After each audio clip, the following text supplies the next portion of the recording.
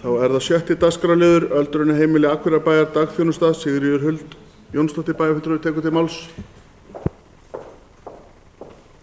Forseti, ágætu bæjarfulltrúar, hér liggur fyrir 8. liður úr fundargerð velferðarráðs frá 18. maí síðastliðnum og þar var verið að fara yfir reglur vegna dagþjónustu á vegum öldrunarheimila Akureyrarbæjar og það eiginlega það sama og í fyrri reglum að þetta meira og minna orðalagsbreytingar þar sem fyrst og fremst verið að skýra þá dagsþjónustu sem núna komin alfarið inn á Hlíð og þetta hét áður dagþjálfun en dagvistun og heitir núna dagþjálfun.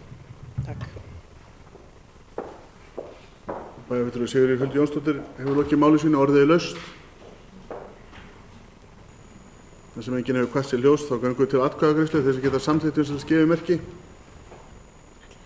Það samþykkt samhljóða með 11 atkvæðum.